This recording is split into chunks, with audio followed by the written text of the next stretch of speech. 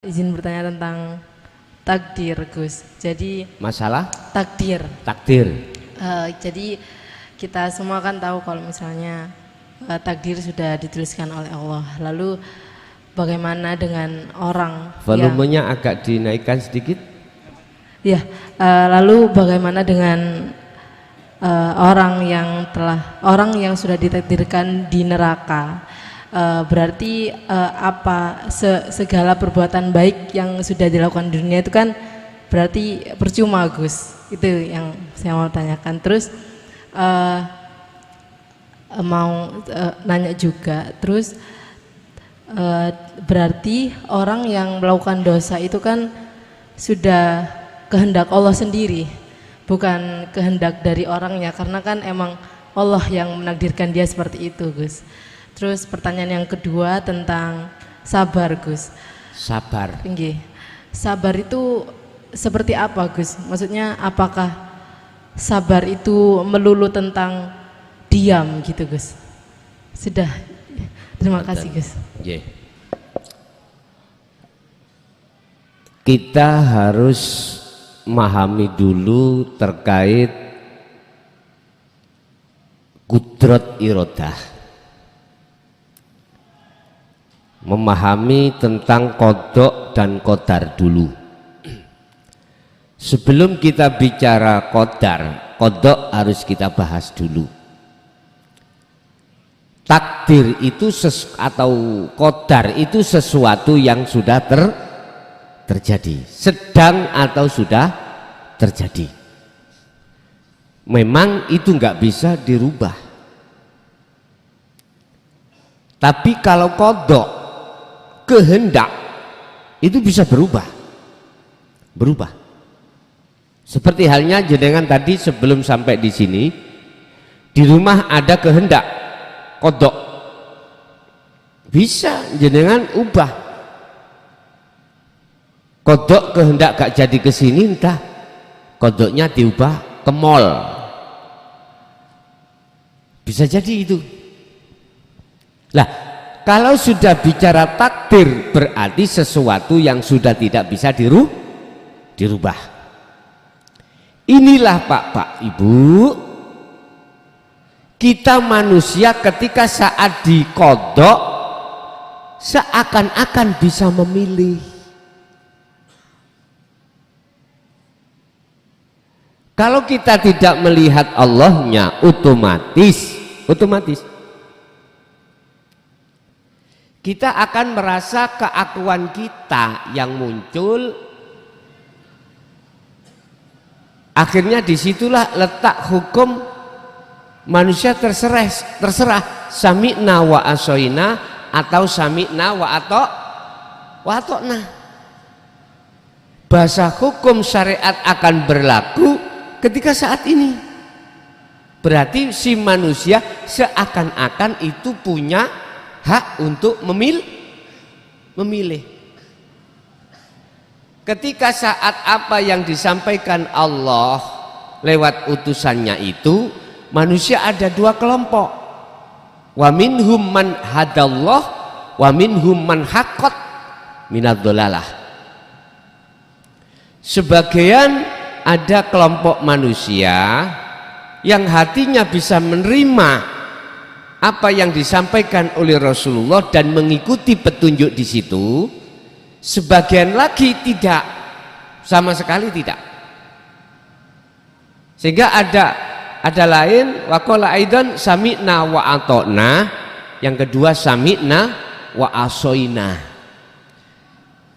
Dia sama-sama dua kelompok mendengarkan, cuman perbedaannya yang satu atokna, yang satu wa asoina, beriman dan mengikuti, yang satu menolak dan gak mengikuti. Itu apa, Pak?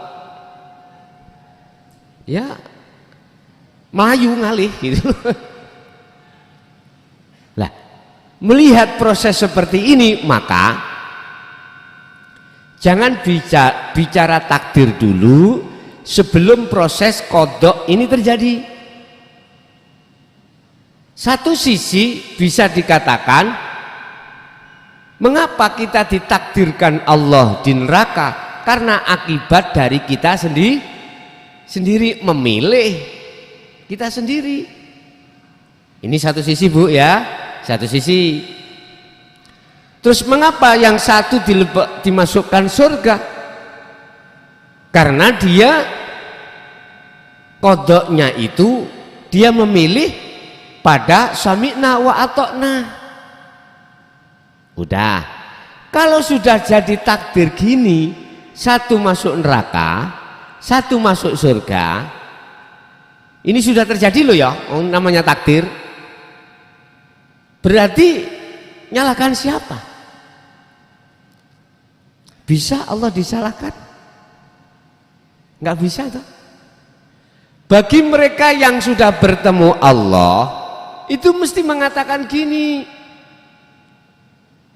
iku kan wis kehendak Allah, baik di neraka maupun di surga. Bagi yang mengatakan sudah sampai pada Allah, bermasalah enggak?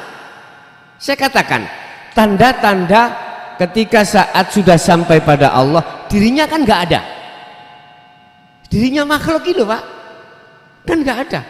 Ammal arifuna la yarawna li anfusihim syai'an bal yusyahiduna annal fa'ila huwallahu ta'ala. Dikatakan si arif, orang yang makrifat itu adalah dalam dirinya apa yang muncul sudah tidak ada dirinya. Bahkan yang terjadi dalam dirinya itu hanya akunya Allah yang berperan, yang sebagai isim fa'il, yang sebagai pelaku. Lalu arifnya kemana? Tidak ada. Berarti tak lebokno neraka ya sak karepku, tak lebokno saya masukkan surga sak karepku. Cuman karepku muncul ini asbabun nuzulnya iku disebabkan karena ketika saat kita di dunia itu memilih. Nah ini boleh kembali lagi, memilih pada jalur sesuai dengan kemauan nafsu kita masing-masing. Jadi niki kalau dijawab orang yang hatinya sudah sampai pada Allah, maka tidak ada yang perlu nyalahkan siapa? Wong selain Allah sudah tidak ada. Wong dirinya juga tidak ada. Bagaimana mungkin bisa sesuatu yang tidak ada itu bisa menyalahkan pada yang tidak ada? Paham? Nah, wis. Yang kedua, sabar. Apakah sabar itu kita diem? Sabar itu gandengannya ikhlas Pak Bu. Sabar, ridho, ikhlas sama. Nanti kita juga membahas tentang hal itu. Sabar atau ikhlas atau ridho. Dikatakan sabar, ikhlas, ridho itu manakala di dalam diri jenengan sudah tidak merasa jenengan ada. Itu sabar, itu ikhlas, itu ridho. Lah prosesnya dari mana? Umpama Pak, apa yang terjadi baik yang menyakitkan kita maupun tidak, kalau kita dikatakan sudah sampai pada Allah, kan nggak mungkin akan mengatakan itu datangnya dari makhluk lah gitu kan nggak mungkin Pak. Semata-mata itu datangnya dari makhluk, nggak mungkin. Karena sibuk hati jenengan ini untuk melihat, mendengar, berbicara hanya pada Allah. Gede nanti dek volume nih, cekak terlalu ngotot aku. Apa yang muncul dan timbul pada diri kita atau orang lain, kan kita sudah sibuk mendengar, melihat, berbicara hanya pada Allah. Jadi nggak ada kesempatan kita itu iman kita menoleh selain Allah. Nah, ketika saat itu terjadi, maka nggak ada alasan kita itu tidak sabar alias kita itu marah-marah. Lah begitu toh? Lah. Terus apalagi perkara yang didatangkan Allah itu sesuai dengan sifat basariah kita, nafsu kita. Sebetulnya ini yang lebih bahaya itu di situ. Lebih bahaya jenengan dikasih kaya daripada miskin. Lebih bahaya kita itu dijadikan hamba yang alim di mata manusia daripada hamba yang tidak alim alias jahil. Aslinya lebih bahaya itu, Pak. Lebih bahaya Anda itu di tempat aman daripada tidak alias bahaya. Contoh, jenengan di tengah laut, kapal Anda mau tenggelam. Lebih condong hati sampai pada Allah di situasi seperti itu, ataukah jenengan itu di daratan nggak menghadapi bahaya, senang-senang? Lebih bahaya mana rohaniah yang seperti itu? Aku yakin lebih bahaya kita di tempat aman. Artinya lebih bahaya untuk bertemu Allah itu loh, Pak. Lebih greget jenengan ketika di posisi jenengan bahaya, di posisi jenengan aman, di posisi jenengan iki mau tidak kondusif. Lebih bahaya jenengan iki mengingkari terhadap Allah di situasi aman, di situasi kaya, di situasi enak. Lebih bahaya ini. Tapi lebih condong jenengan ini untuk selalu bertemu Allah ketika saat di posisi nggak enak. Ini kalau kita sudah yastami'unal qaula, sudah menerima dan mengamalkan dinul haq. Tetapi mohon maaf, ketika kita belum masuk di situ, kedua-duanya bahaya pada Allah. Sugih ya bahaya, lebih-lebih miskin. Ya bunuh diri barang ini. Ingat, kemiskinan mendekati kekufuran. Bahaya bagi kita yang belum mengikuti Rasulullah. Jadi Bu, sabar itu adalah bertemu Allah, sibuk melihat Allah. Sebab siapapun kita nggak akan sabar, Pak. Nggak bisa sabar. Katanya sabar ada batasnya, jadi gitu ya.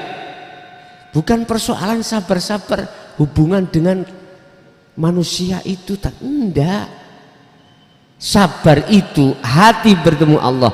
Innallaha ma'as.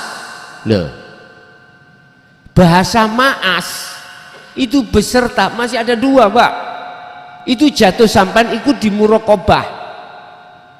Muraqabah itu apa ya?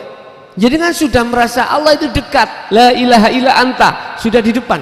Berarti sudah berjalan sirul asror. Anta di situ.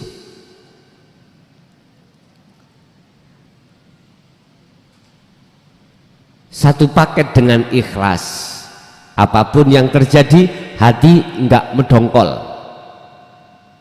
Cuman saja ningali kelas kita. Ketika kita sudah dijatuhkan Allah di makom muraqabah, sudahkah ke musyahadah?